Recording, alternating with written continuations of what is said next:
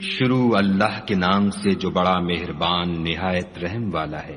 الف لام میم، یہ حکمت کی بھری ہوئی کتاب کی آیتیں ہیں، نیکوکاروں کے لیے ہدایت اور رحمت، جو نماز کی پابندی کرتے اور زکوٰۃ دیتے اور آخرت کا یقین رکھتے ہیں، یہی اپنے پروردگار کی طرف سے ہدایت پر ہیں اور یہی نجات پانے والے ہیں۔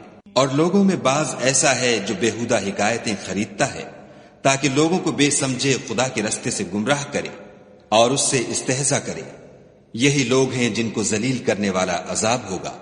اور جب اس کو ہماری آیتیں سنائی جاتی ہیں تو اکڑ کر منہ پھیر لیتا ہے، گویا ان کو سنا ہی نہیں، جیسے ان کے کانوں میں ثقل ہے، تو اس کو درد دینے والے عذاب کی خوشخبری سنا دو۔ جو لوگ ایمان لائے اور نیک کام کرتے رہے ان کے لیے نعمت کے باغ ہیں، ہمیشہ ان میں رہیں گے۔ خدا کا وعدہ سچا ہے اور وہ غالب حکمت والا ہے۔ اسی نے آسمانوں کو ستونوں کے بغیر پیدا کیا جیسا کہ تم دیکھتے ہو، اور زمین پر پہاڑ بنا کر رکھ دیے تاکہ تم کو ہلا ہلا نہ دے، اور اس میں ہر طرح کے جانور پھیلا دیے، اور ہم ہی نے آسمان سے پانی نازل کیا، پھر اس میں ہر قسم کی نفیس چیزیں اگائیں۔ یہ تو خدا کی پیدائش ہے، تو مجھے دکھاؤ کہ خدا کے سوا جو لوگ ہیں انہوں نے کیا پیدا کیا ہے۔ حقیقت یہ ہے کہ یہ ظالم صریح گمراہی میں ہیں۔ اور ہم نے لقمان کو دانائی بخشی کہ خدا کا شکر کرو، اور جو شخص شکر کرتا ہے تو اپنے ہی فائدے کے لیے شکر کرتا ہے، اور جو ناشکری کرتا ہے تو خدا بھی بے پرواہ اور سزاوار حمد و ثنا ہے۔ اور اس وقت کو یاد کرو جب لقمان نے اپنے بیٹے کو نصیحت کرتے ہوئے کہا کہ بیٹا خدا کے ساتھ شرک نہ کرنا، شرک تو بڑا بھاری ظلم ہے۔ اور ہم نے انسان کو جسے اس کی ماں تکلیف پر تکلیف سہ کر پیٹ میں اٹھائے رکھتی ہے، پھر اس کو دودھ پلاتی ہے، اور آخر کار 2 برس میں اس کا دودھ چھڑانا ہوتا ہے، اپنے نیز اس کے ماں باپ کے بارے میں تاکید کی ہے کہ میرا بھی شکر کرتا رہ، اور اپنے ماں باپ کا بھی کہ تم کو میری ہی طرف لوٹ کر آنا ہے۔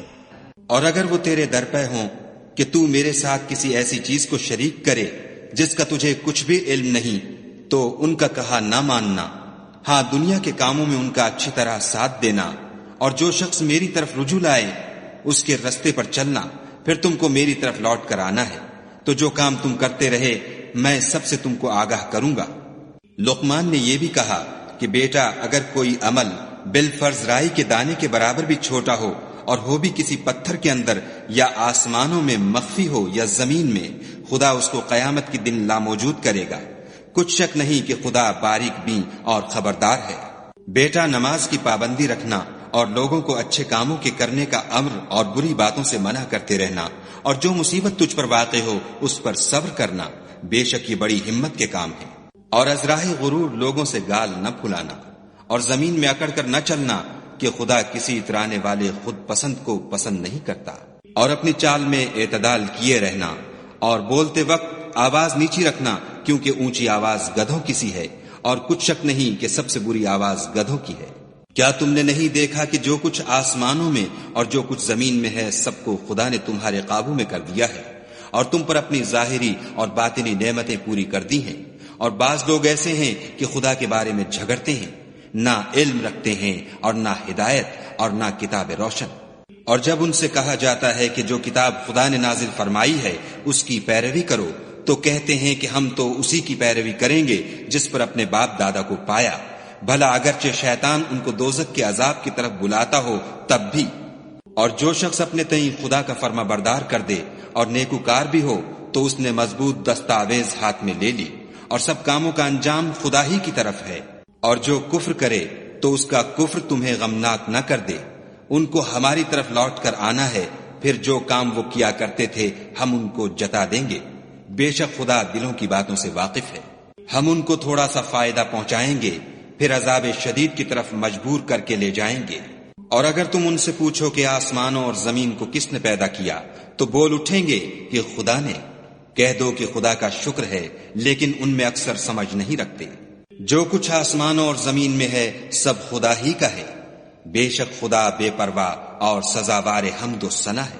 اور اگر یوں ہو کہ زمین میں جتنے درخت ہیں سب کے سب قلم ہوں، اور سمندر کا تمام پانی سیاہی ہو، اور اس کے بعد 7 سمندر اور سیاہی ہو جائیں، تو خدا کی باتیں یعنی اس کی صفتیں ختم نہ ہوں، بے شک خدا غالب حکمت والا ہے۔ خدا کو تمہارا پیدا کرنا اور جلا اٹھانا ایک شخص کے پیدا کرنے اور جلا اٹھانے کی طرح ہے۔ بے شک خدا سننے والا دیکھنے والا ہے۔ کیا تم نے نہیں دیکھا کہ خدا ہی رات کو دن میں داخل کرتا ہے اور وہی دن کو رات میں داخل کرتا ہے، اور اسی نے سورج اور چاند کو تمہارے زیر فرمان کر رکھا ہے، ہر ایک ایک وقت مقرر تک چل رہا ہے، اور یہ کہ خدا تمہارے سب اعمال سے خبردار ہے۔ یہ اس لیے کہ خدا کی ذات برحق ہے، اور جن کو یہ لوگ خدا کے سوا پکارتے ہیں وہ لغو ہیں، اور یہ کہ خدا ہی عالی رتبہ اور گرامی قدر ہے۔ کیا تم نے نہیں دیکھا کہ خدا ہی کی مہربانی سے کشتیاں دریا میں چلتی ہیں تاکہ وہ تم کو اپنی کچھ نشانیاں دکھائے؟ بے شک اس میں ہر صبر کرنے والے اور شکر کرنے والے کے لیے نشانیاں ہیں۔ اور جب ان پر دریا کی لہریں سائبانوں کی طرح چھا جاتی ہیں تو خدا کو پکارنے اور خالص اس کی عبادت کرنے لگتے ہیں، پھر جب وہ ان کو نجات دے کر خشکی پر پہنچا دیتا ہے تو بعض ہی انصاف پر قائم رہتے ہیں، اور ہماری نشانیوں سے وہی انکار کرتے ہیں جو عہد شکن اور ناشکرے ہیں۔ لوگوں اپنے پروردگار سے ڈرو اور اس دن کا خوف کرو کہ نہ تو باپ اپنے بیٹے کے کچھ کام آئے اور نہ بیٹا باپ کے کچھ کام آ سکے۔ بے شک خدا کا وعدہ سچا ہے، بس دنیا کی زندگی تم کو دھوکے میں نہ ڈال دے، اور نہ فریب دینے والا شیطان تمہیں خدا کے بارے میں کسی طرح کا فریب دے۔ خدا ہی کو قیامت کا علم ہے، اور وہی مے برساتا ہے، اور وہی حاملہ کے پیٹ کی چیزوں کو جانتا ہے کہ نر ہے یا مادہ، اور کوئی شخص نہیں جانتا کہ وہ کل کیا کام کرے گا، اور کوئی متنفس نہیں جانتا کہ کس سرزمین میں اسے موت آئے گی۔ بے شک خدا ہی جاننے والا اور خبردار ہے۔